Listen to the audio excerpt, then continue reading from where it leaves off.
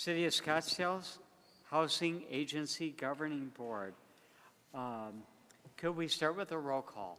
Chair Lurie, Here. Vice Chair Cooley, Here. Commissioner Jameson, Here. Commissioner Jung, Commissioner Shear, Here. Commissioner Hill, Here. Commissioner Rowe. Chair Lurie, you do have a quorum. Oh, great. Thank you. This is a time reserved for public comment. Citizens may address members of the board during public comment regarding non-agendized items. Arizona law prohibits the commission, or the board in this case, from discussing or taking action, and public testimony is limited to 3 minutes per speaker. Do we have any comment cards? We do not, Chair Lurie. All right. Before I proceed into the minutes, I would just like to acknowledge and thank Commissioner Scheer for joining us remotely. Hope you heal up quickly and are back on your feet soon. Thank you, Mr. Chair. Certainly. Can I get a motion to approve the October 23rd minutes? So moved. And a second? Second. All right. And a roll call? Chair Lurie, Yes. Vice Chair Cooley, Yes. Commissioner Shear, Yes. Commissioner Hill, Yes. Commissioner Jameson. Here. Yes. Okay. Moving on with the regular meeting agenda, we have Rodney Hancock, Executive Director of the Scottsdale Industrial Development Authority. Please come forward and present to us. Up at the podium up here? Yes.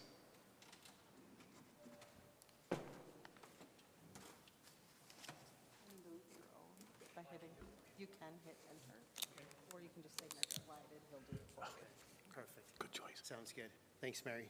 Thank you, Mary, for inviting me to come today. I'm Rod Hancock, the Executive Director of Scottsdale Industrial Development Authority, here today just to inform you of what we do and who we are. So we'll go to the next slide. We are an extension of the Scottsdale City. Okay. Sorry, it's been a while since I've spoken in public. We were approved by the City Council in 1984. We are a nonprofit corporation in a political subdivision of Arizona, and we issue tax-exempt and taxable revenue bonds to stimulate economic activity. Our mission is to expand the economic development and business enterprises for Scottsdale, to promote business retention, expansion, and attraction, to expand employment opportunities and support our community programs in education, healthcare, housing, and workforce development. Housing being one of the big emphases is why I was hired in to work with the IDA to find housing opportunities. We are governed by a leadership board of a 7-member board appointed by the City Council. Our officers are elected by the board, so our current leadership includes Evelyn Rassett as president, Jeffrey Green as vice president, Daniel Stewart as our treasurer and secretary, David Hyde, Thomas Williams, Edgar Alvarado are members, and we have a newest member just appointed by the City Council, Mike Rowland, that is not on this slide, and then I am the executive director. All our board members are volunteer. I am actually employed by the IDA and the only actual person working for the IDA. We do bond financing again. We evaluate proposals, issues, revenue bonds for eligible projects.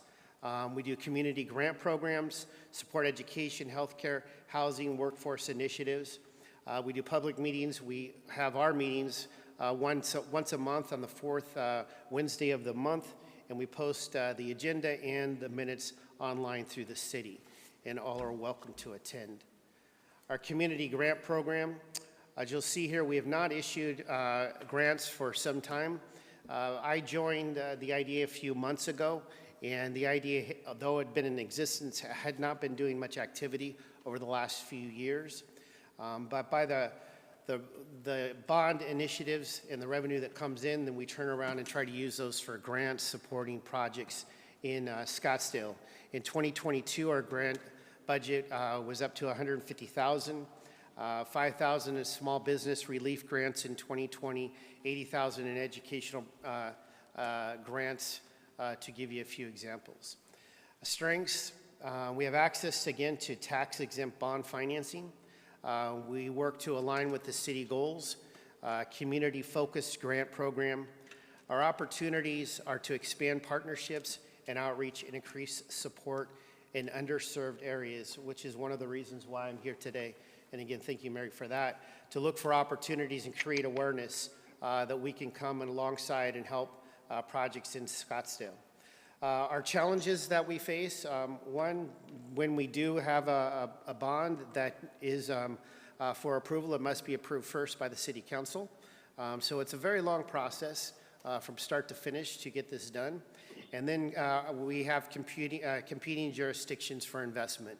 So there are other IDAs throughout the state and throughout the country. And so they also are part of the challenges as we all work on projects to fund. Our recent impact, we provided $200,000 in small business relief grants. We funded educational nonprofits, $200,000 in grants to small business, $80,000 in educational nonprofits. And we continue to focus on community benefit and beyond. We are working on a strategic plan that will take us in for the next several years. So we'll be more direct in working in Scottsdale to provide more opportunities, because again, as you can see, it's been a while since we've been able to do anything. Excuse me. How to engage. Developers can submit proposals for bond financing either through our website or contacting me directly. We do have a suite of attorneys and consultants that work on government funding projects like this, that we run everything through to make sure that whatever the submission qualifies for the tax-exempt financing, or if it would be moved over, that we could bond finance it, but it's not tax-exempt. Organizations apply for grant can apply also the same way through our website or directly speaking with me, or they can attend any of our public meetings, again, which are on the fourth Wednesday of each month. Contact information is here. I believe that building over there, isn't it, Mary? Where everything goes to? I'm not sure, actually. Summary and closing thoughts. Strategic catalysts for the economic community and growth. Our balances provide development and public benefit, and future focus on partnerships, transparency, and scaling community projects. We do make everything, we're transparent, so everything's available and can be seen through the city, or you can contact us and you can see what our balance sheet is, what we're doing as far as an organization. Again, we're small, and we have not done much over the past few years, but we are now moving forward to try to be more actively involved in projects in Scottsdale to benefit the city of Scottsdale and the people of Scottsdale. Contact information is here. You can reach me via phone, email. Mary has some of my cards, and that's it. Wanted to keep it short and sweet, but I thank you for allowing me to come today, and I'm hoping that we can find new opportunities to help people here in Scottsdale. Thank you. Rod, this was great. I'm so pleased to see that this exists, and thank you for being here, and thank you to Mary for thinking forward and bringing you here. I will let the other commissioners know that I spoke to Rod before the meeting, and I'm going to make an introduction tomorrow by email to Jackie Parks, the pastor for the South Scottsdale Presbyterian Church and principal for Community House, the Day Relief Center. With that, I will look left and right. Thank you so much for your presentation. Okay, I have to be honest, this is new for me in terms of your program. So can you just explain to me where you get the money for the grants? Where does that come from? Yep. And then if you could give me some examples of who you've given grants to, so that I just understand the relationship, that would be awesome. So it's a good question. I'll try to answer as best I can, because I just have been with the organization for a few months. So we then, when a project comes to us, we actually shop the bond financing through different banks that we have relationships with that would finance the bond. is how it works. So we work with BOK, different banks here in town that might fund it. It all just depends on what the project is and how it would work. As of recent, we haven't funded anything for years. It's been an organization that has been there, but not done really anything. And so with a lot of new board members bringing me on, the initiative is to get back out into the community, create awareness. So the first step is just trying to create awareness. A lot of people don't even know IDAs exist. I was CEO of 2 different companies in Phoenix and didn't even know there was an IDA in Phoenix as well that could have helped us with some projects that we had done. So my first primary goal is to create awareness and find opportunities to fund it. But we don't actually fund it. We're a conduit bond financer is what we are. Okay? Yeah. You're welcome. Thanks for the presentation. Questions? The first thing is, why the lack of recent action? It sounds like it's been almost mothballed and not doing a lot of work. Could you explain that a little bit? Quite frankly, no, I can't. I'm not quite sure. Again, because I'm new to the organization, and I do know that our past president, Ethan Nolan, who was the president, hired me to come in to start making awareness and bringing initiatives to Scottsdale and create that. For whatever reason, it sat there kind of dormant before, and I'm not quite sure why. Okay, thank you for that. Another one that's maybe a little controversial. Axon has been getting a lot of press. Yes. And they are talking about housing, and they do manufacturing. Is the IDA related to that at all, or would have anything to do with Would that? love to talk to them, but right now, no. Oh, okay. Yes. All right, thank you. No other questions? Yeah. But again, even if we talk to them, engage them, and we move forward, then the city council would have to approve whatever the relationship is in the bond initiative that we'd issue. Right. Well, it would seem unlikely that a company that is that well heeled really wouldn't need your assistance in that type of initiative. Correct. So you'd be looking at smaller scale opportunities to help bolster other manufacturing or other housing initiatives to support the workers who are doing that manufacturing. Is that right? Correct. Mm-hmm. And housing's an issue that we're facing right now for a lot of people in Arizona. And that was one of the things that intrigued me to this position.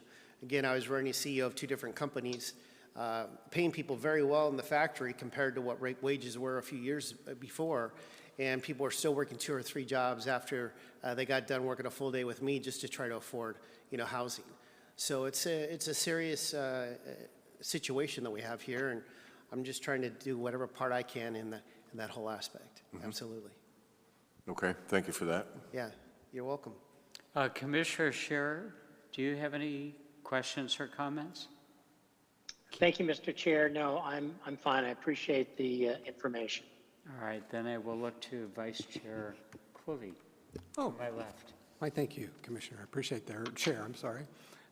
Rod, allow me to ask a few more questions. You may not be able to answer, but that's fine. You can just be candid. Do you know the last bond that went before council that was? No. Okay, that's cool. It's been, I think, probably 5 years, I think, is what. Oh, wow. Okay. It's been a while.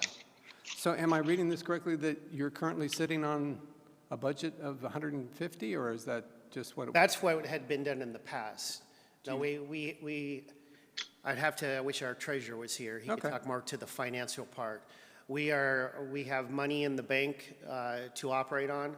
Right now, we don't have enough to issue any grants. We need to start issuing bonds again to be able to take that revenue and do grant work in the city as well.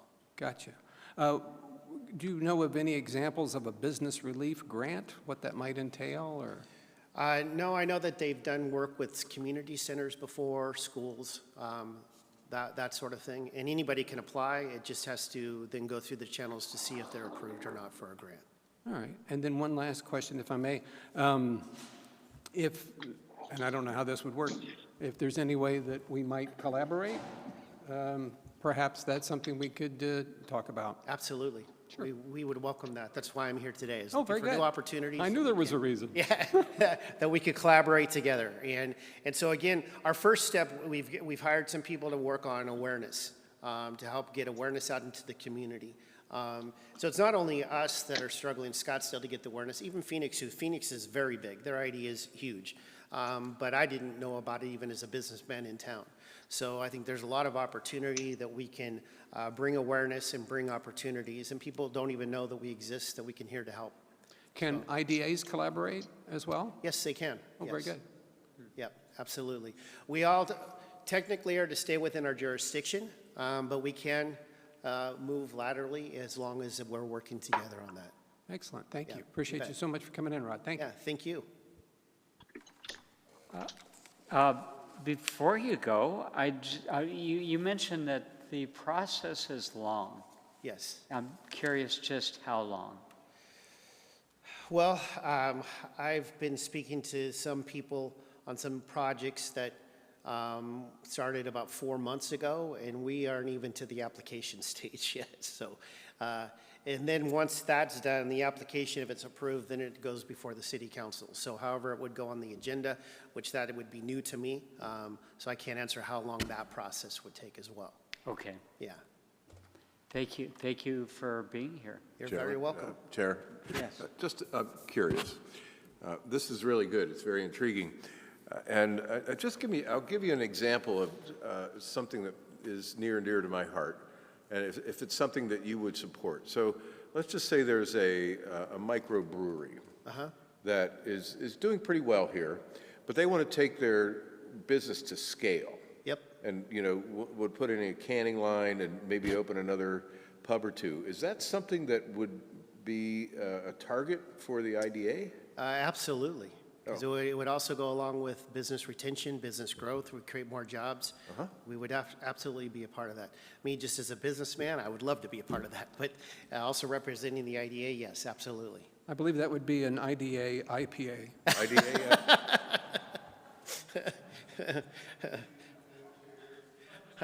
Well done.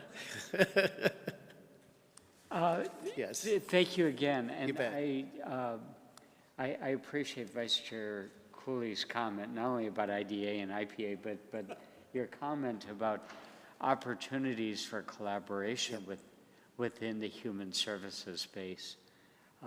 And I think we should do further exploration of that. Well, Roger, if I might, I think that if one of our community partners would start up some cottage industries that they manufacture clothing for homeless people or those types of things, to join with a nonprofit, that would be very interesting. Yeah. There's a lot of opportunity. We just got to find how to make it happen. Right. And I would just leave you with this. Bring me anything. Don't assume we wouldn't do it. Bring it, and let's see if we can, and it fits in what we're to do. Great suggestions. Thank you. And thank you so much for being here, You Rob. bet. Thank you. We done? Awesome. So this is a point that commissioners can raise future agenda items to the governing board. Do I hear any comments regarding future agenda items? Seeing none, could I get a motion to adjourn? So moved. Okay, and a roll call. Chair Lurie, Yes. Vice Chair Cooley, Yes. Commissioner Shearer, Yes. Commissioner Hill, Yes. Commissioner Jamison. Yes. All right, we are adjourned for 7 minutes.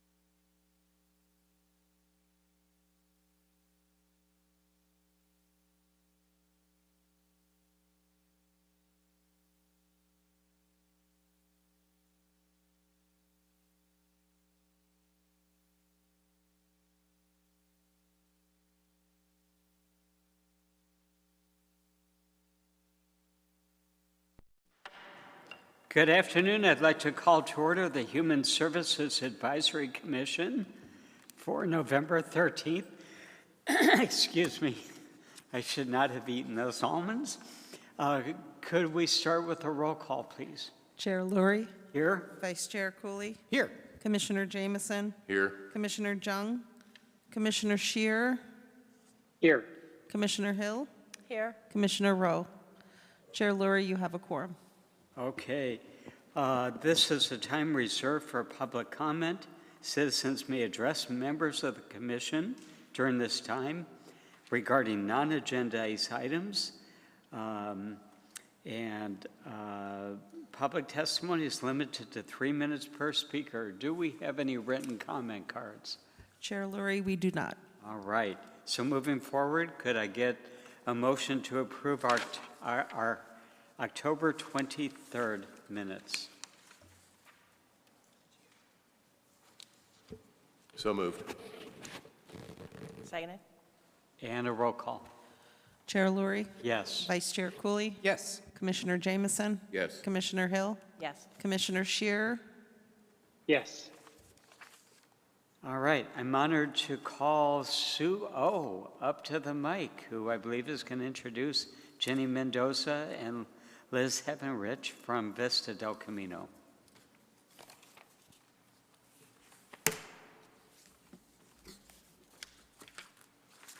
Thank you, Chair Lurie, Vice Chair Cooley, members of the Commission.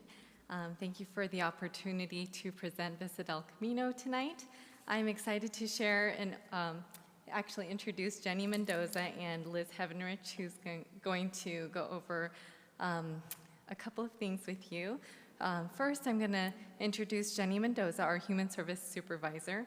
Jenny oversees the front desk operations at Vista, including the rec programs and the overall site budget. She's been with the city for over 20 years, and she does an exceptional job responding to the community needs. And she actually has done an amazing job with the recreation programs. I'm sure you've seen a lot of the pictures, and so she's going to go over the rec programs and the overall budget and some of the numbers that we get from volunteer hours and things like that. After that, we're going to have Liz Heavenrich, our Human Service Operations Supervisor, go over the Community Action Program. Liz is highly knowledgeable about the various funding sources that support the community action programs and the policies tied to each funding source. Liz will be presenting the CAP budget and providing insight on how these funds are used to support Scottsdale residents. With that, I'll turn it over to Jenny Mendoza first.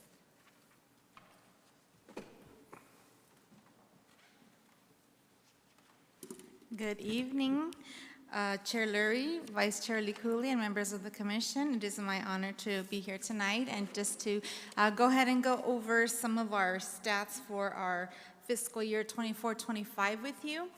We had a very successful year. I wanted to touch on just a couple things that I'm going to speak on, and it's going to be our social service contacts, our transportation assistance that we provide, community programs, and I'll be going over some of the stats for our volunteers. So first off, we have our Vista Human Services representatives, which are our front desk staff.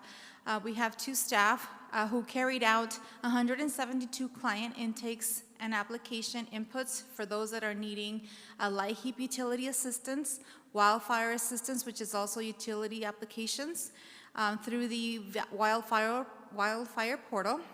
In addition to that, our front desk fielded 18,461 information and referral contacts, which included the scheduling of a total of 4,896 food bank appointments for the Scottsdale Food Bank. And overall, the front desk staff fielded 19,057 social service contacts, including donor contacts through our front desk services.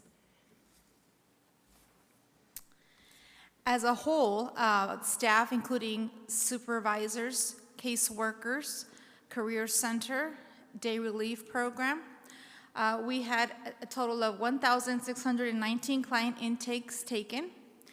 Those were for needs such as for utility assistance through the Light Heap Program, through the wildfire program, utility assistance, and rent and mortgage. As for information and referral contacts that included donor contacts, this is a cumulative staff. We took in 26,220 intakes or clients' information referrals. We had a total of 38,513 social service contacts as a whole. So as you can see, Vista's pretty busy, but we love to do it, and we love to be available to assist our community in need, especially during these difficult times. Next, I'll move on to our transportation assistance programs. And we do offer assistance with bus passes, and we also offer assistance with gas cards. For our bus passes, we issued 1,342 bus passes to 43 households.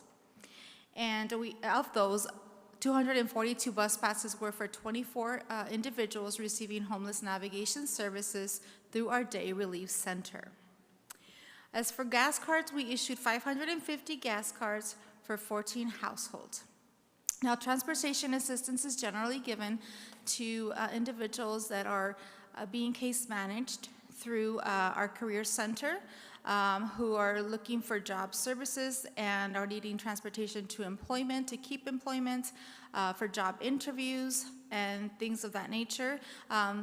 On a case-by-case basis, a social worker or caseworker can see a client to also meet the needs that they may have for transportation services. And next, something that's really dear to my heart is our community programs. And the next slide here is just a few pictures that I wanted to just detail out for you before I get into the stats. We have a year-round recreation program, which is our family recreation program. And as I mentioned the last time I was here, was something that was very sought out by our community and in South Scottsdale. And I'm proud to say that it has just been so successful, and we are so happy to provide a time of development and enrichment to our families in the neighborhood.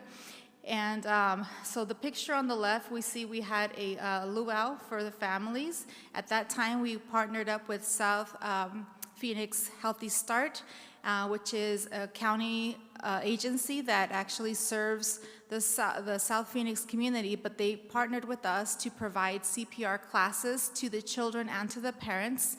We provided heat relief training, and we also provided safety skills around water. And we also had the top picture there, you'll see where we had our fall craft night, just one of the many things that we tried to provide for our families. So from July 2024 through June 2025, our family recreation program saw 725 participants. Of those 725 participants, 275 were unduplicated. So a wonderful number, great representation from our community. And you'll see individually pointed out there, the summer program for July, we had 69 participants. Our fall, 293. Our winter, 179. Our spring, 121. And our summer, 63 participants. So great program last year. And again, this year, it's off to a wonderful start. So far, we have had from July through October, 200 people come by and participate in our programs, of those 125 being unduplicated. For summer, July and August, we had 111 participants, and for the fall, we had one event and one event in October due to some storms we had, and we had 89 participants just in those two events, so wonderful representation of our program. I wanted to share some beautiful pictures that were taken of our, one of our nights. We had what was called the Jurassic Jamboree, and we had our staff do a wonderful job in doing a huge box which had like dirt, and we put in little fossil pictures, and kids were able to search for fossils, dig for fossils, and put them up against that beautiful design in the back of the different bones, and they enjoyed that so very much.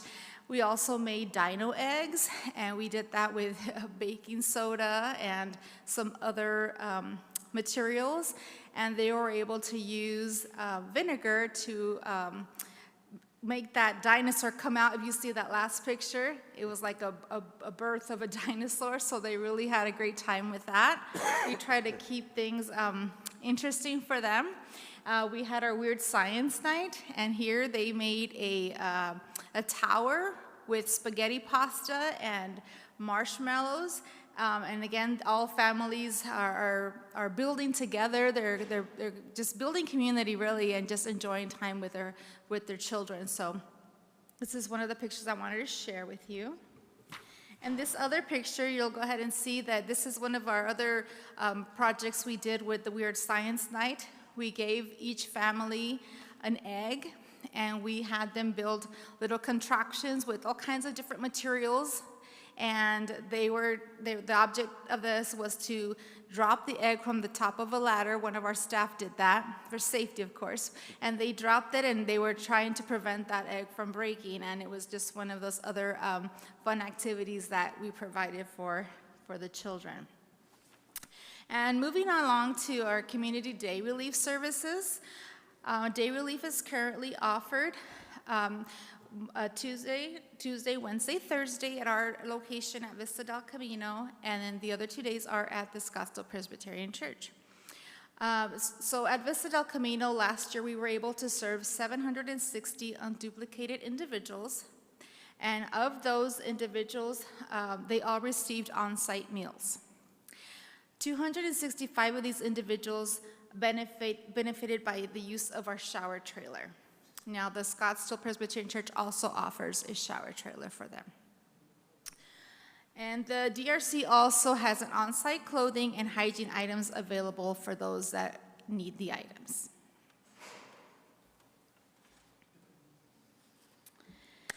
And lastly, I just want to touch on our volunteers.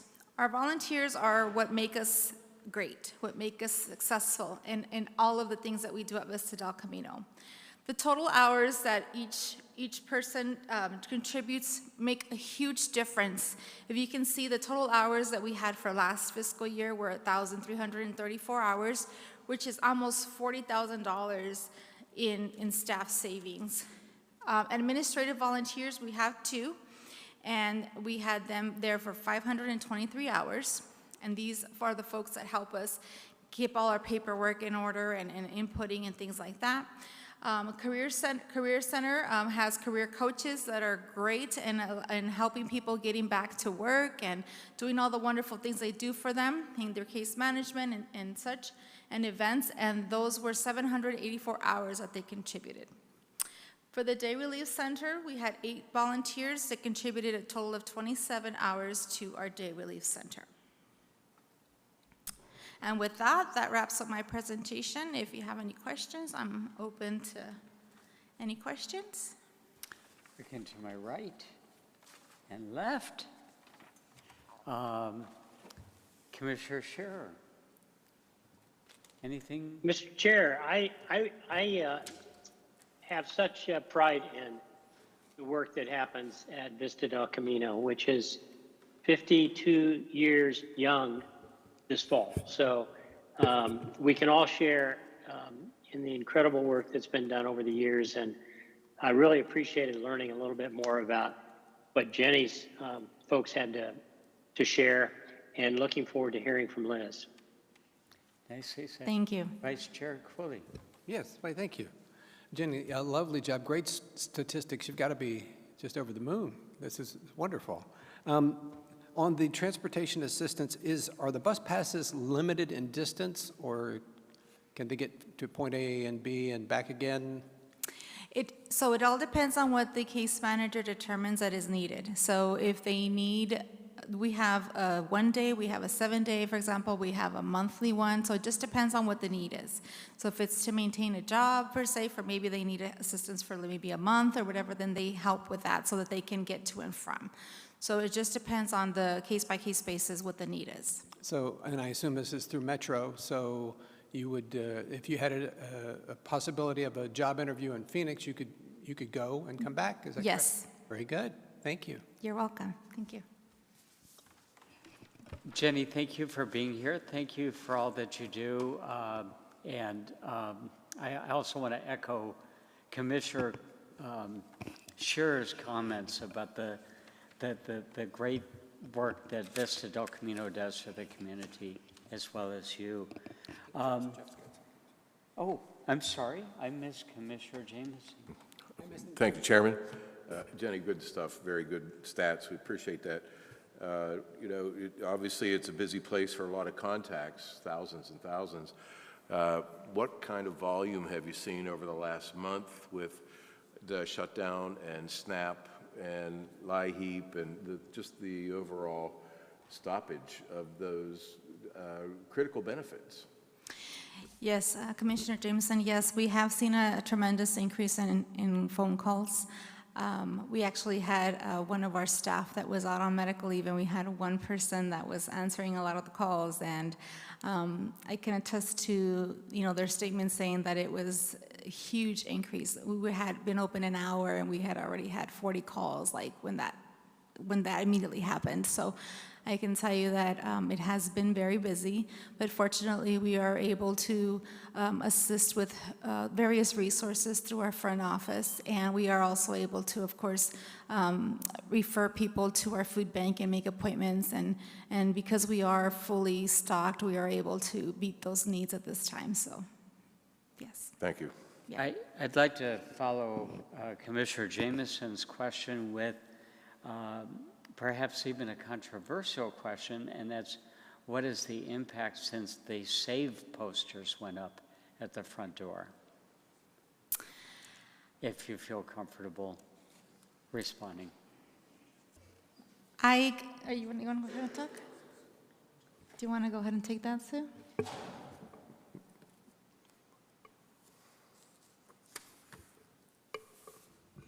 Chair Lurie, I don't think that there has been a huge impact after the SAVE posters have gone up, honestly, in terms of actually people commenting about those being up on at our centers.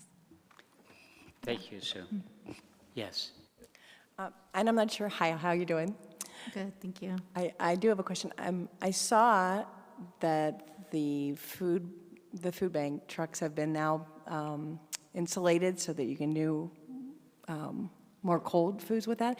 Is that done through Vista del Camino? I mean, was that part of what you did to be able to get that extra money to do that, to make that accommodation and help bring more in? Or is that separate as a separate food bank issue? Commissioner Hill, that's actually something that we had been working on for a little bit before this whole situation happened, and we are actually working on getting that done right now. It's actually in the shop to get insulated at the moment, so that's going to be done so that we can be able to make various more trips to the grocery stores and be able to accommodate a lot more donations and be able to keep them at a safe temperature. So that is something that we are working on currently. Oh, wonderful. Well, I wanted to congratulate you because I thought that was just fantastic when I saw that you were doing that and had raised the money to be able to do that. It was really outside of the box thinking, and I just think it was wonderful. So Thank you. And funding for that was from Scottsdale Firefighters Association, Honor Health, and Blue Zone? Yes. Correct. Chair Lurie, you guys actually will get a presentation for the food bank in January, I believe, and we can talk about all of that. And yes, that is correct. Blue Zones, Honor Health, and the Scottsdale Firefighters Association came together to give us the full amount for our truck to get retrofit refrigeration. that's wonderful. Thank you, Jenny. Thank you. Liz?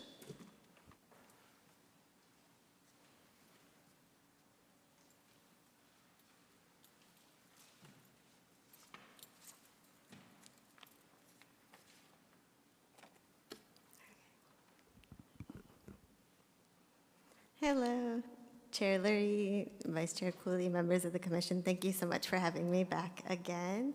Again, my name is Liz Heavenridge. I'm a Operations Supervisor at Vista del Camino for the CAP team. So I am going to just be giving an overview of the CAP program, some numbers from the past fiscal year, and then kind of our allocations for this current year that we're using. Okay, so the CAP is the Community Action Program for Scottsdale. So that means we have an IGA, a contract with Maricopa County Human Services. So Maricopa County provides funding for staff, for our caseworkers, and they also provide direct service funds to serve Scottsdale residents. So we do right now, I'm so lucky to have an awesome team. We have 6 caseworkers plus 1 HS rep, and then we have 1 caseworker that's with us half-time and then half-time at the senior center. So our caseworkers, what they do is they review the applications that we receive and determine eligibility for all the funding that we have available, and then they will process those applications. We also have access to other local funding, thanks to our partnership with SCP, and then we have some tribal grant funding as well that we can use.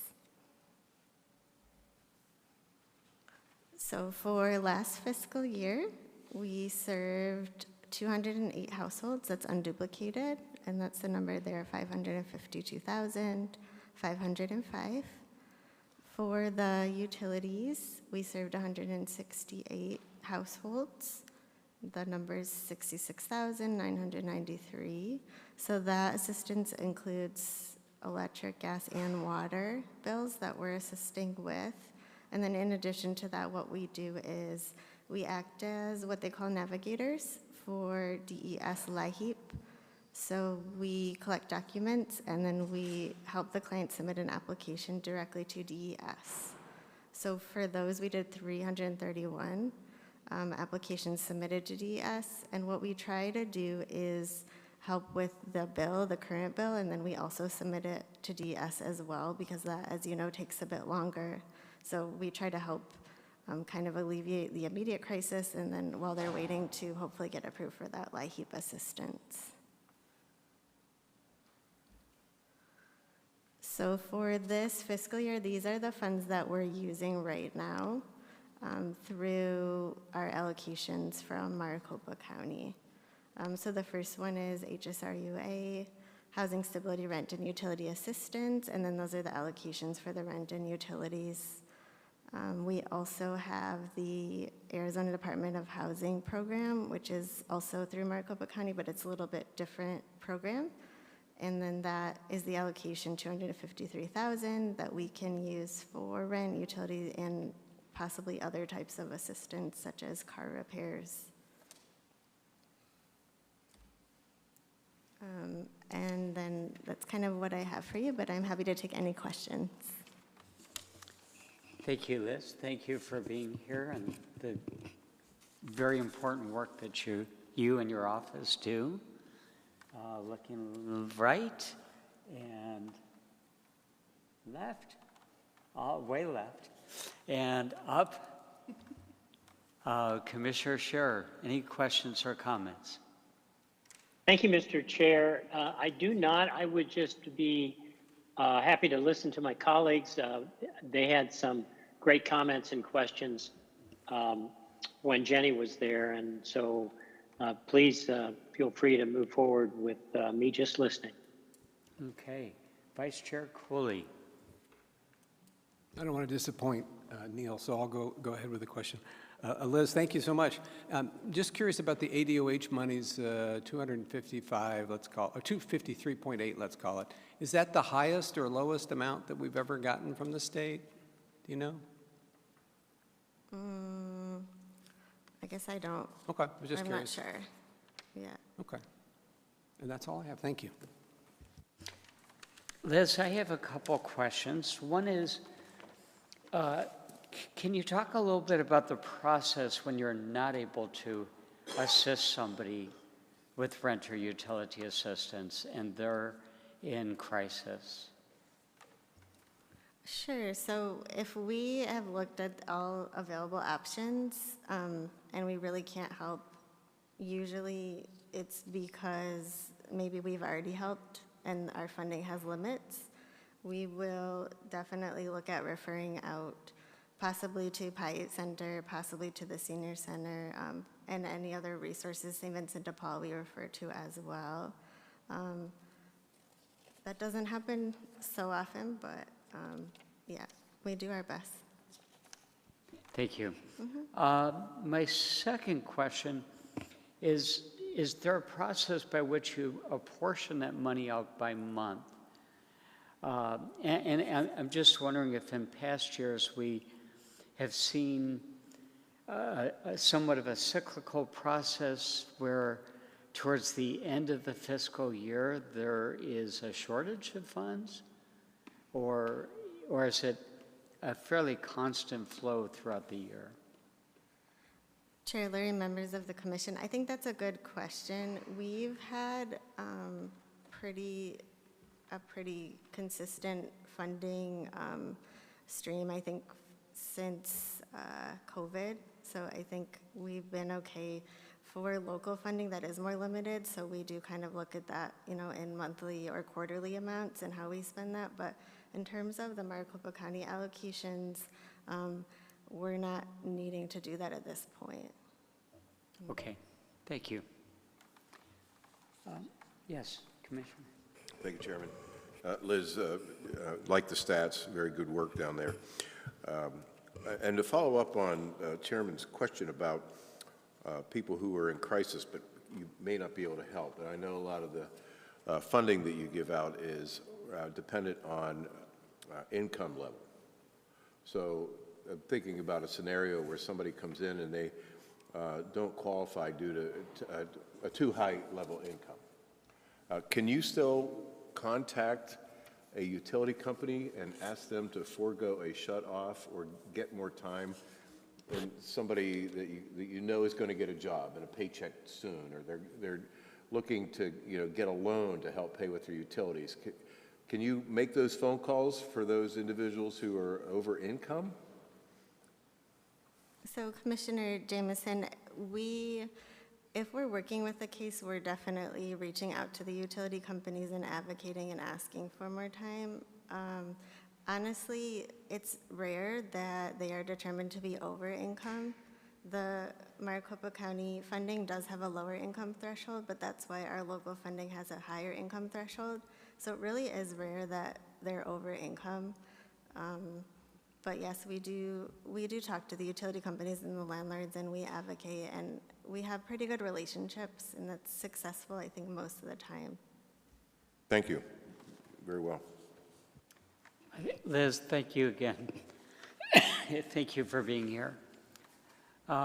With that, it looks like we have Jessica and Jean from the Senior Center.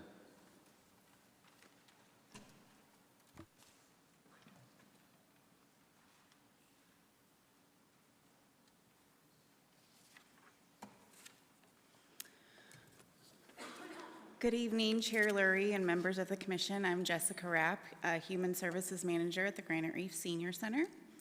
I'm going to begin with all of the information about Granite Reef, and then Jean will come up and talk about Via Linda. So our first slide here is a fun promo that we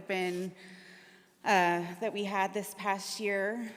For marketing, Not Your Grandma's Senior Center Unless She's Really Cool. We wanted it to be a little bit edgy and not only draw in seniors that are, in their 80s and 90s, but also to entice the younger seniors to come to our center that think that they're not old enough. And another thing I wanted to highlight is we've been lucky enough to have a connection with anchor Nick Saletti from ABC 15 News. About 2 years ago, I reached out to him and asked if he would be the host of our entertainment extravaganza, which is our senior talent show. And he volunteered for that, and he's done it for the last 2 years. And we kept in touch, and he asked what else he could cover about our programs that we do at the Senior Center. So he did a story on our Volunteer of the Year, which was Gil Gifford, and that's our first link. And it was a really nice story about Gil, and he covered Gil's 90 years old, and so he volunteered at the Senior Center, and he also co-hosted with Nick for the entertainment extravaganza, and he's been the co-host or the host of that show for the last 10 years. So that was really special. And then the next two stories were about our Beat the Heat program in the summer, where the social workers go out and do home visits and welfare checks on the vulnerable seniors in the Arizona heat.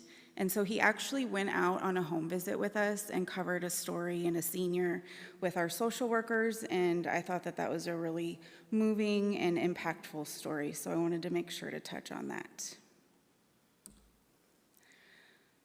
So our highlights that I'm going to talk to you guys about today are our TCAA congregate meal program, our brown bag food program, our library collaboration and services, Forever Fit program, special events, and our staff programming. So first we'll start with our Granite Reef food programs. So TCAA has been providing our congregate meals for a long time, as you know, and just this October 1st, we started a pilot program where they're doing freshly cooked meals out of our kitchen. It's been successful so far. We are seeing some higher numbers. So from quarter 4 from last fiscal year, TCAA provided 3,964 total meals for Meals on Wheels to 111 Scottsdale residents. And then for the congregate meals, July 1st, I'm confusing myself. For quarter 1 this year, from July 1st to October 15th for Meals on Wheels, the number went up from 3,964 to 5,909 Meals on Wheels and 114 unduplicated Scottsdale residents. So for the congregate meals, in quarter 4 last year, TCAA provided 877 total meals to 65 congregate meal recipients. And then this first quarter of this fiscal year, they provided 1,405 total meals to 73 unduplicated recipients. So the numbers are up for both of those programs, which is amazing, and the food is fresher. We've had some staff go in there and try it, and we can attest to that, and the seniors are seeming to love it. So we're really proud of that collaboration. As far as brown bag, right now, well, let me start with on July 1st of this year, we moved the brown bag program from Granite Reef to the food bank for more efficient operations. The seniors do a drive-through model to where they come and pick up their brown bag, and you can see how Gene helped us one day with his great hat on, and we push the carts out and deliver it right to their cars, which is really easy. We have some volunteers. We also started a pilot program in collaboration with Vista in the food bank of the trolley. It runs on Thursdays in the mornings from 9 to 12, and that's the brown bag is on Thursdays on the 1st and 3rd of the month, and then the other Thursdays, people with food bank appointments can use the trolley.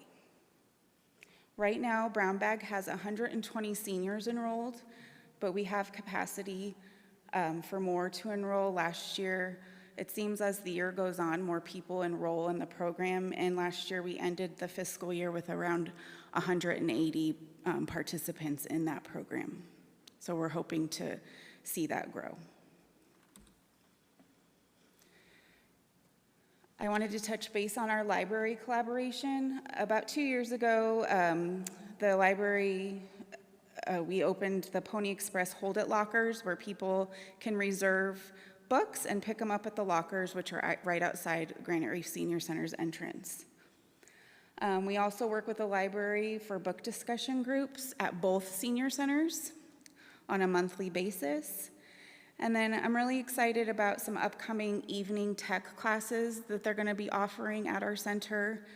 You can see the various classes that the seniors are going to be able to take advantage of, and I think that that's a really good tool for the seniors to be able to utilize. All right, this is one of my favorite programs, the Forever Fit program. This is a true example of a community collaboration. We collaborate with Scottsdale Community College, Honor Health, and Blue Zones, along with Scottsdale Senior Services.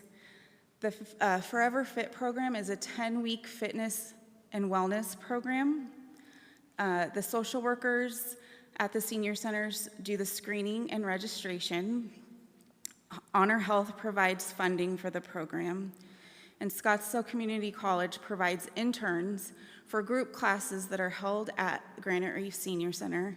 And then on Fridays, the seniors that are enrolled get to go to Scottsdale Community College and do personal training sessions with the interns. Blue Zones is involved with the curriculum and the connection portion of that, and I also want to read you guys some quotes from some participants that were involved in this program. The first quote is, "This changed my life. I am stronger now." The second, "The intergenerational aspect of pairing us 70-somethings with 20-somethings was just so amazing." And the third was, "I feel honored to be a part of the evolution of this program and Forever Fit. It is not just about 8 weeks, it's about what we do after." So I feel like it's a really impactful program for the community and the seniors. Moving on. So here's some examples of our special events and recreation programming at the Granite Reef Senior Center. We do monthly special events, which are funded by our sponsorship program. We have different sponsorship packages where local businesses can sign up to be a sponsor, and then they fund, it goes into a special revenue account, and we use those monies to run the special events. We also do the same thing with our Friday bingo. Every Friday we have bingo from 9 a.m. to 11 a.m. at Granite Reef. We started with 10 seniors about a year ago, and now we're up to 50 that come every Friday. The money that we get from the bingo sponsorship buys prizes, any equipment that we might need, and then any food or treats that we use on those days as well. Bagels and Banters every Wednesday. It's a social discussion group. Sometimes we have guest speakers. We get bagels donated from a local restaurant, Bagels and Bialys at Sky Song. And then one of our staff, Alicia, she does trivia on a monthly basis, and she really connects with the seniors. She works at our front desk, and the seniors look forward to doing that program with her. Alicia also runs the Pen Pal program, and we collaborate with Hohokam Elementary School. This year, usually we do one classroom.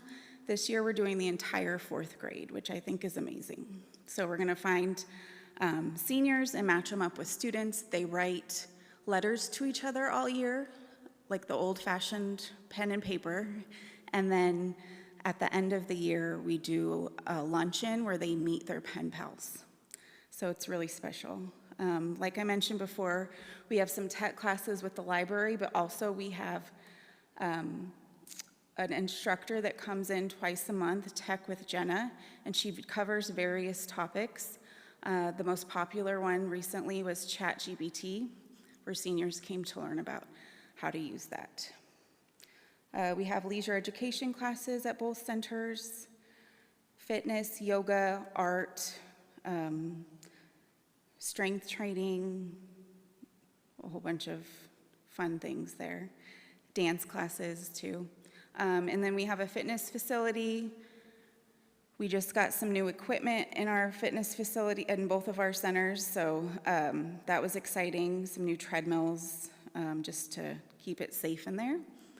And then we also have senior softball, which is pretty much an off-site program that we collaborate with Parks and Recreation, and the senior softball guys are able to go out to various fields. They have a schedule and play softball together in the mornings on Tuesdays and Fridays. Dementia Friendly Scottsdale, we have Jennifer Murphy, which is our Human Services Operations Supervisor at Granite Reef in Via Linda. She's taken on the Dementia Friendly initiatives with her team, and we are now offering a memory lounge program, which is offered at both centers in collaboration with Scottsdale Center for the Arts.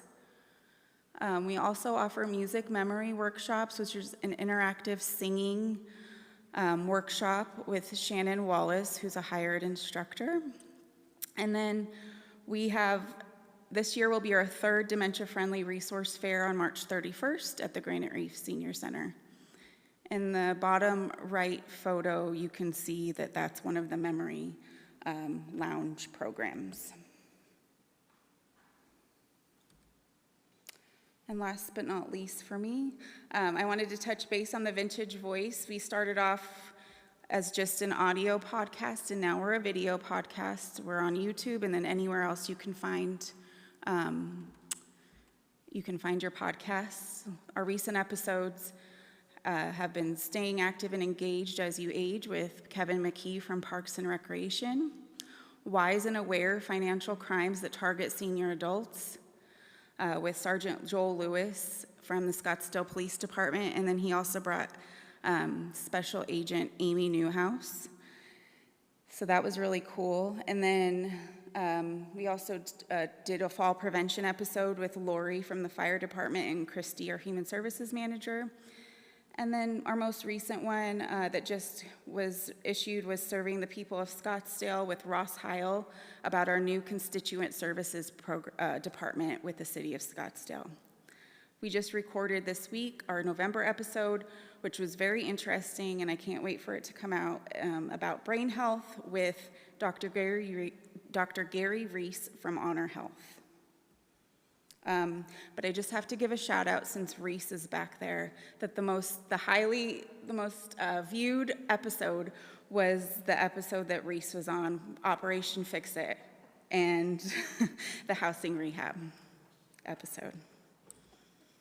All right, so now I'm going to give it to Jean to talk about Via Linda and social services.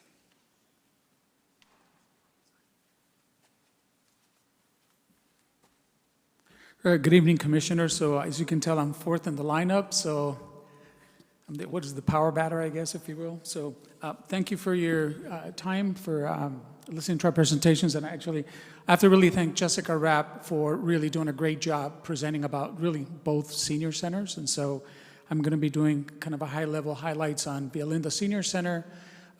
We do have hopefully a future presentation for you on the expansion that is going to be taking place at Via Linda. So we'll talk about that at some other time. And so anyhow, it's interesting, you know, I've worked at both centers, and people tend to want to compare both facilities, what's happening here, what's not happening there, what's happening up there, what's not happening down here, and so forth. And it's almost an unfair comparison because there's so much that the centers are intertwining with each other, the programming, the activities. We have participants that like to go to both facilities and so forth, and benefit from whatever the line dancing is at one center, and they might go to the Mahjong tournament up at Via Linda, use the gym facilities and so forth. So anyhow, the first thing that I'd like to be able to sort of highlight is Via Linda Senior Center actually, which I'm not sure a lot of people understand, the bulk of the leisure education classes at senior services are happening at Via Linda.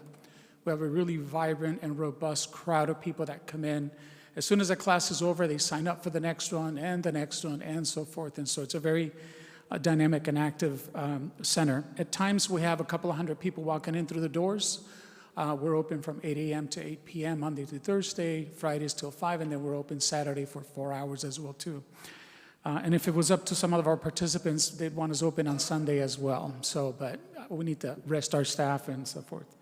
So anyhow, in terms of annual programs, we do senior trips. We just did a recent Halloween bash, which went really fantastically. Mother's Day tea activities.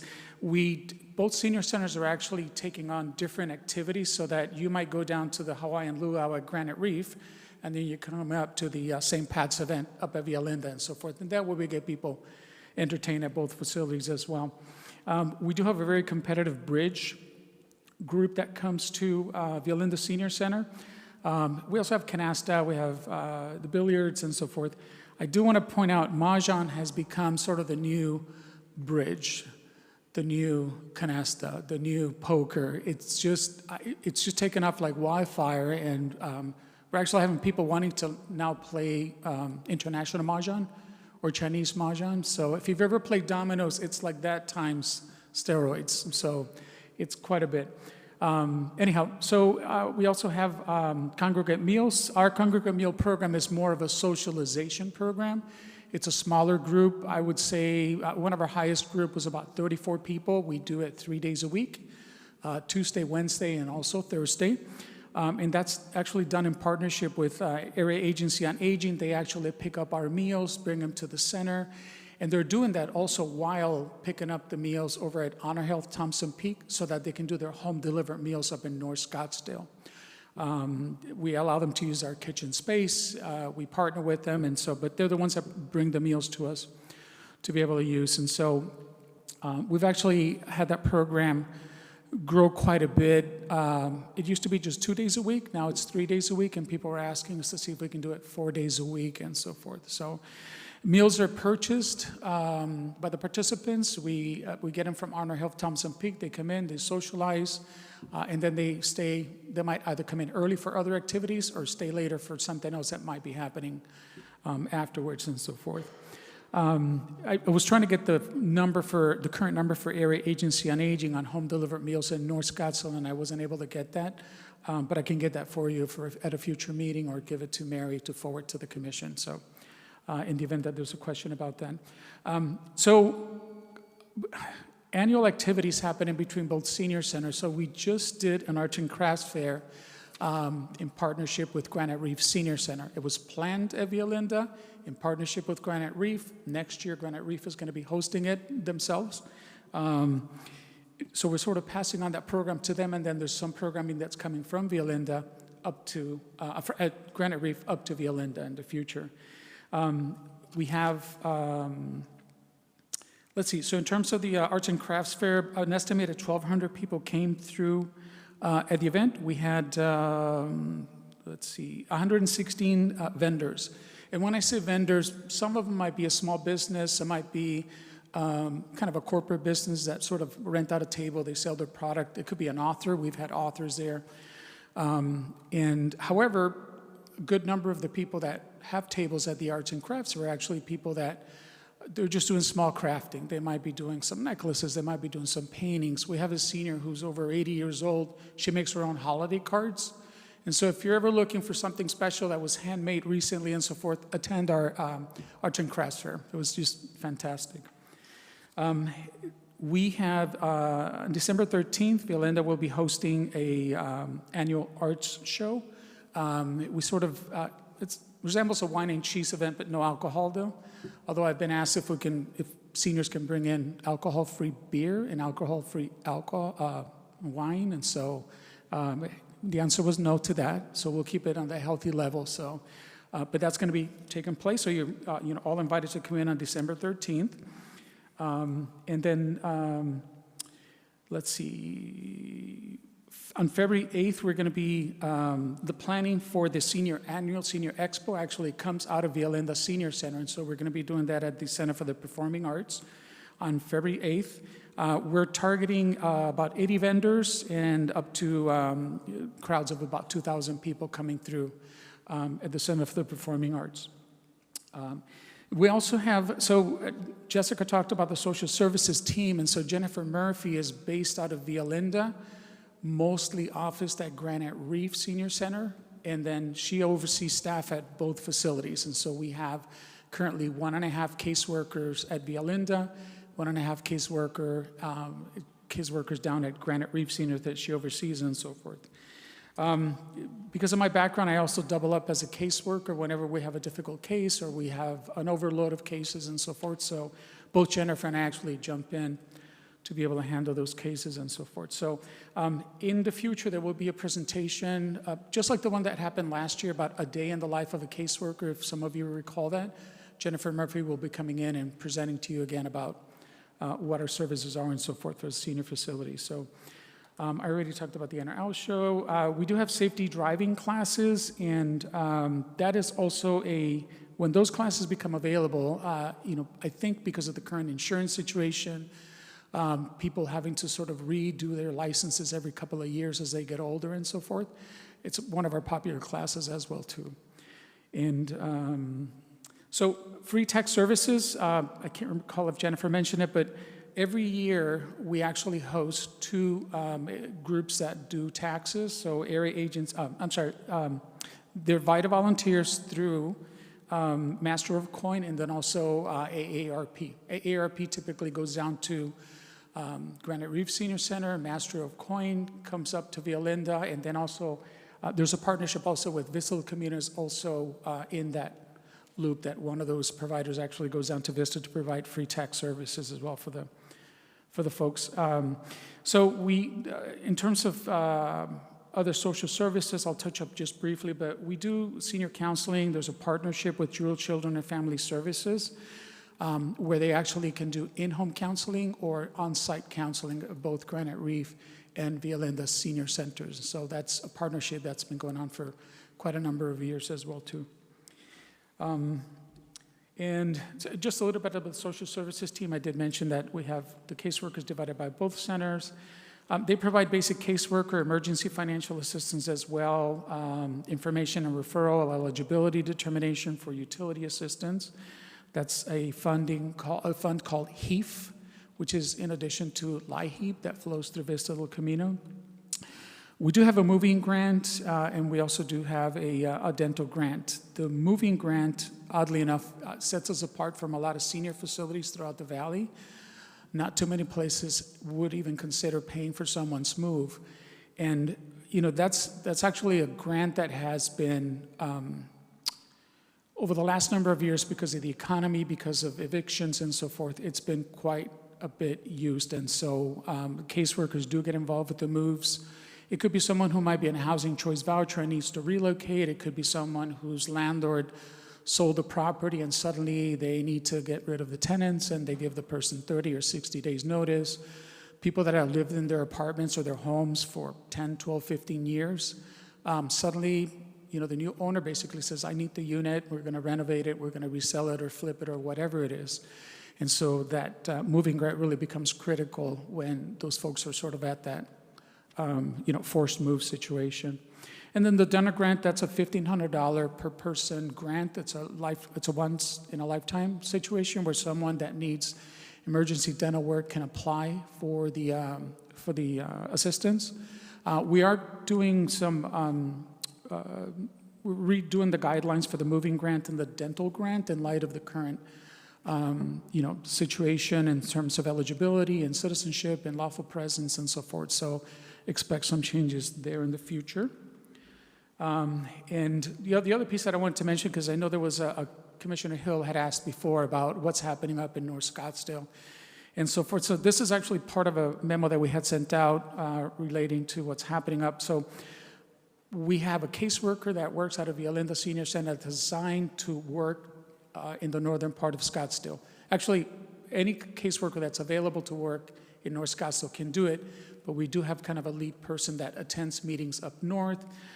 Relating to services up north, we've actually reached out to the Scottsdale Library, and we've actually been offered some space at one of the libraries up north in case we need to be able to see someone who lives up in far North Scottsdale, doesn't want to drive as far as Via Linda Senior Center or Granite Reef Senior, so we can accommodate their need.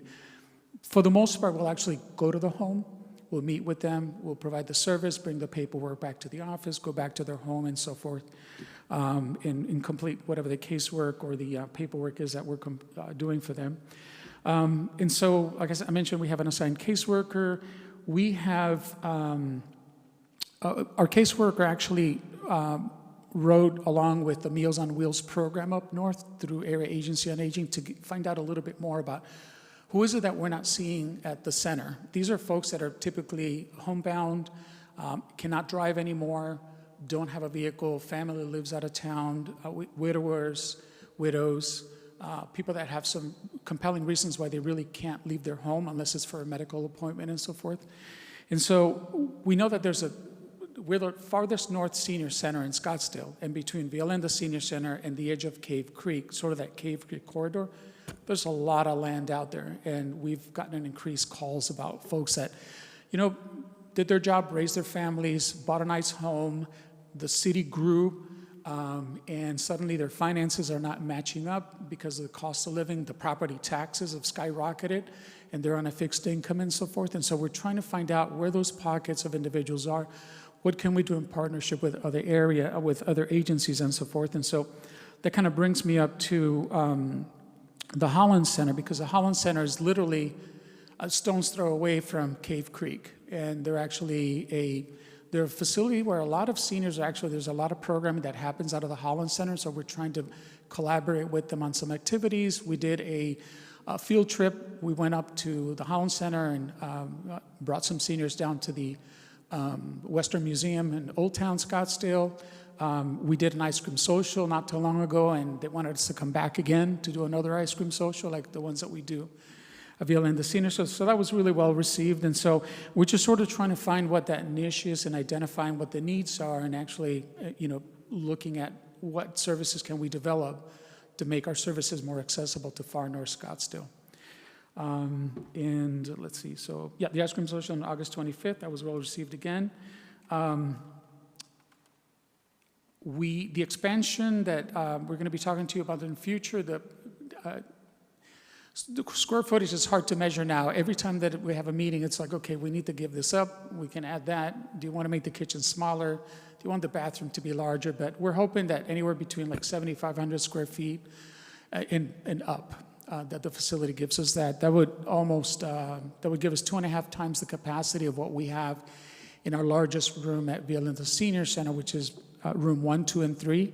123, it's actually room 1, room 2, room 3 out of the old facility that we had with dividers and so forth. So we're looking forward to having a detached facility close to the school. That's kind of our neighbors between that and the Boys and Girls Club. That would give us a capacity of about 300 folks attending an event. Right now, our capacity is about 110, 120 when we have a large event and so forth. So. There's some images here of activities at the center, and I would invite all of you to, if you haven't been to Violinda for a while, coming up, spend some time with us, sign up for one of our events. I actually do want to thank you, really on behalf of both senior centers. I've been with the city for over 28 years, and so the participation by commissioners in a lot of our activities, whether it's Vista, the food bank, whether it's Granite Reef, whether it's Violinda, and so forth, has really just been increasing. For folks like me that have been around for a while and have been through a lot of commissioners, very good people that have come through the commissions, but you're one of the more active groups that has come in years, and so I just wanted to thank you as a manager for Violinda Senior Center and for your enthusiasm and being there, and it means a lot to us and to our staff, and for your presence to be there. So with that, I think I'm going to open it up to some questions if you have of Jessica and I. Absolutely. Let me start looking to my right. Thank you so much, both of you. I really appreciate it. I just love the senior centers. I also love Vista del Camino. But I love the senior centers and everything that you do. And I really appreciate you following up on my question, because I just get that question all the time. And you explained it so perfectly of the population in need up there that really sometimes isn't talked about. Right. So thank you for that. That's really important that we hear that we're looking for those opportunities. I just have a quick question. It's not even about that. It's my mother was volunteering at the Senior Center at Violinda, and she was reading to children and helping children read and learn. Do you still have a program like that? Currently, we don't have a program like that. We are, so relating to children and sort of maybe even having more intergenerational programming. And thank you for the example and so forth. And you heard about the letters and so forth that Granite Reef is, handling. So something that's going to be coming up next year is we're actually wanting to have children's art activities at Violinda Senior Center. And so when the opportunities like that come, that's when we sort of can reach out to build up our volunteer base, maybe get back to some of the activities like the one that you mentioned about your mother and so forth. Right now, I think after COVID, there was a lot of sort of compression of staffing, programming, and so forth. We're out of that, obviously, and I don't want to sort of bring COVID back into the conversation. So any ideas, any suggestions, feel free to give me a call, come by the center, and we would certainly consider that. So we're finally fully staffed.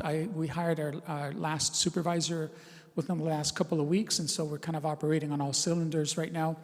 And programming is one of the priorities I'm going to be having now that we have a new leadership team up at Via Linda, and kind of lay out the whole year and what makes sense, what doesn't make sense, what programming do we need to step up, what needs to sort of maybe go on pause for a little while until we build it up ourselves and so forth. So, and the expansion is going to help quite a bit with that too. So That's wonderful. I'm sure these programs are all listed on websites or something like that, but I'm not sure how they are, and so that I'm wondering, is there a way that I can find out what's going on what day, so that when I look at my schedule, I can go, this is happening here. Okay, I have time. I can go there.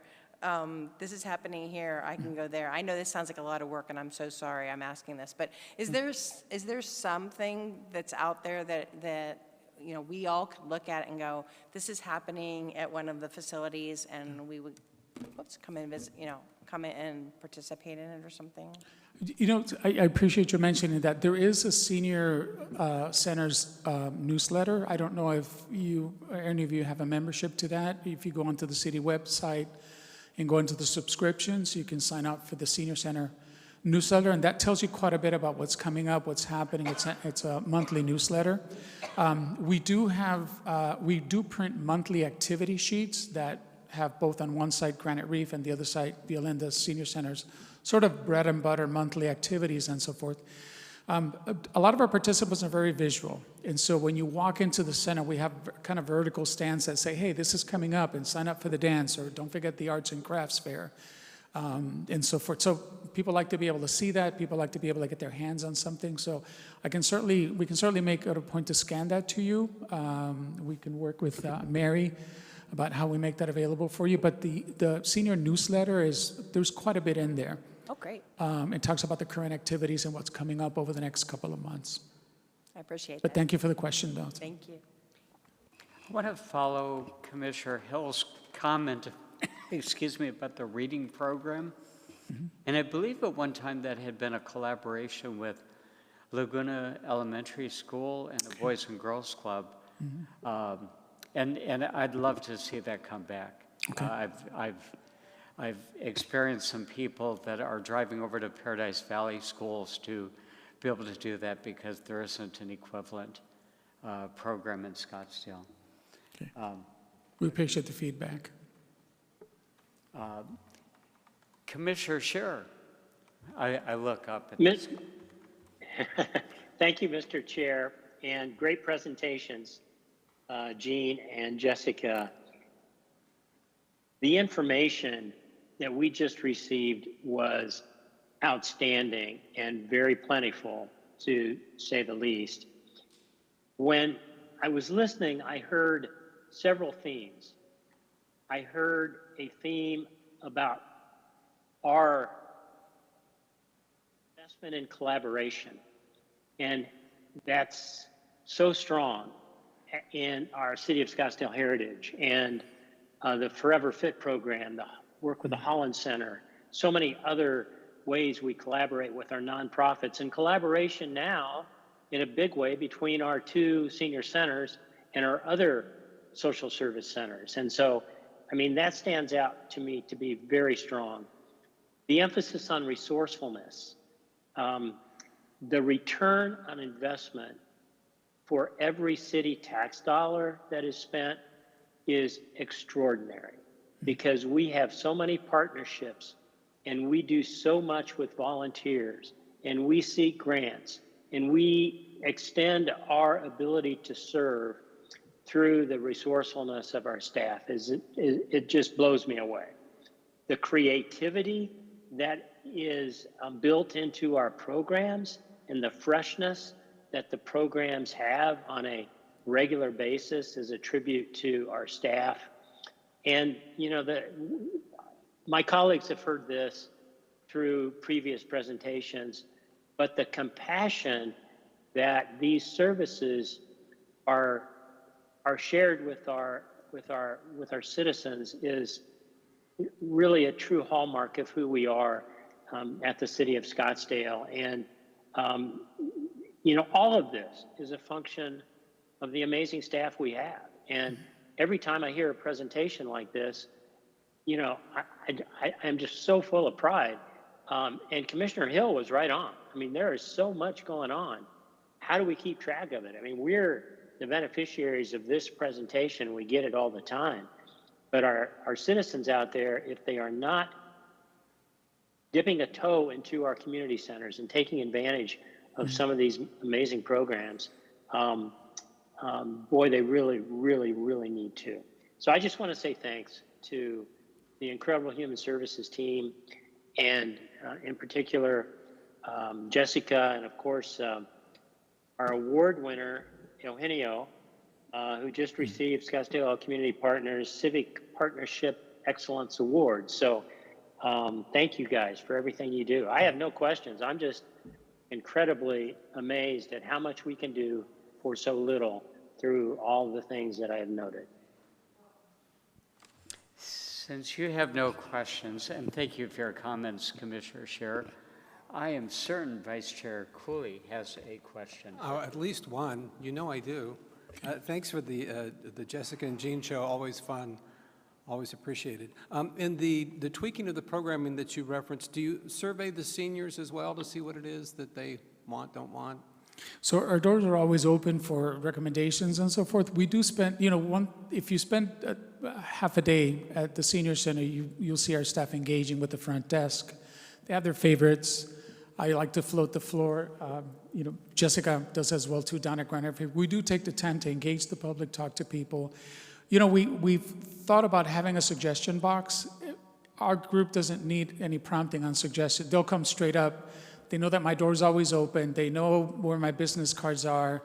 I like to praise my staff as often as I can, and so I say, if there's anything that goes wrong, you know where I'm at, you know who I am, come and talk to me. And so, you know, we have thought about maybe doing like a survey, kind of an open survey that could just sit at the front desk for a while, a couple of months, and just seeing what people are saying about us, what they would like to be able to see in the future and so forth. So I think we can take that under advisement and maybe even a kind of a focus group, but we did something like that earlier under Director Peters, and also, you know, while Mary's here as well too. So we have that information that we're still processing, but on a day-to-day basis, we do engage the public and ask for comments and suggestions and so forth. But very good. And then back to the events, is there an online calendar available? So, like as I mentioned, the monthly newsletter has all of our upcoming events. But it's not posted online? It is posted online on our website. Oh, very yes. good. Excellent. Yeah. If you go onto the website and click on the Direct Center, you should be able to see activities and so forth. Super. And if there aren't, let me know, and we can make sure that they are. I subscribe, so I get the stuff anyway. You get the list. Good. Thank you. Flipping back to Granite Reef Food Programs, I'd like to extend a hearty welcome and, well, not welcome, hearty thank you to the Tempe Community Action Agency. We refer to it always as TCAA, and TCAA. some folks may not know that, so I just want to make sure they get a shout out. There's a lot of programs available for sponsorship through the senior centers. Is Bagels and Banter one of them? Do you know? Jessica? Commissioner, or Vice Chair Cooley. Whatever. Bagels and Banter is not one of our sponsorship programs, but currently we are my staff is working with City of Scottsdale departments like Solid Waste, Bruce Wall from the Citizen and Neighborhood Services, different departments, internal departments that are going to come out and do guest speaking. If that is successful, then we will expand, hopefully, to where we can add that into like our education sponsorship package, where people can come to Bagels and Banter and talk about their businesses or their Oh. products then during that time. Maybe buy a tout or something, so to speak. Sure. Interesting. Along those same lines, the moving grant, is that something that could be sponsored or perhaps services provided pro bono? You know, I would entertain a conversation. I think right now we're sort of in flux about it. We have funding. We're just looking at the guidelines to see how we can make those,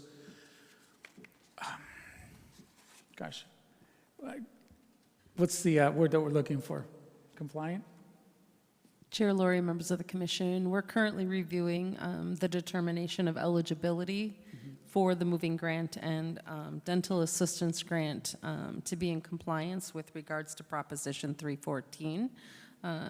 Currently, it is income-based, but we are exploring alternatives on how we can determine eligibility for those two programs. Okay, great.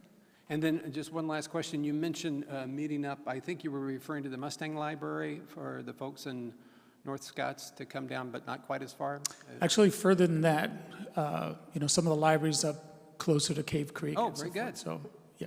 And is the Horizon Community Center ever used for gatherings or?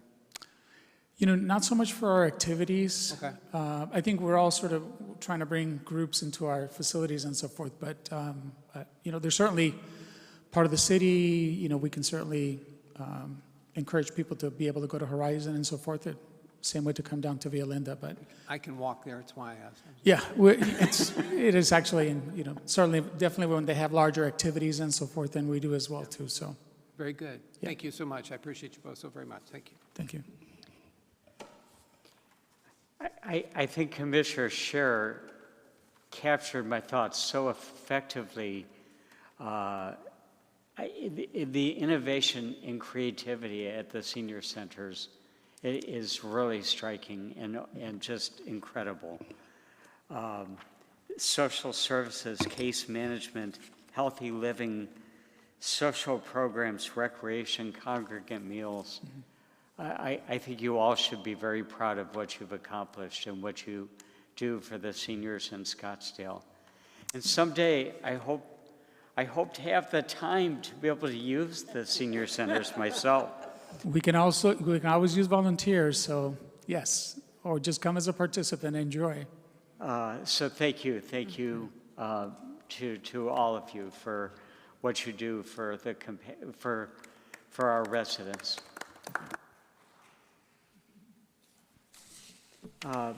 With that, this is a point in our agenda when we open the floor to identify future agenda items.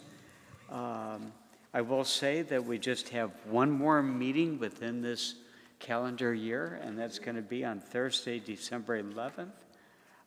So do I hear any feedback on future agenda items? Hearing none, I will entertain a motion to adjourn the meeting. If we must, so moved. Second. And a roll call. Chair Lurie, Yes. Vice Chair Cooley, Yes. Commissioner Scheer, Yes. Commissioner Hill, Yes. Commissioner Jameson. Yes. Okay, and before we adjourn, I just want to say happy Thanksgiving, everybody.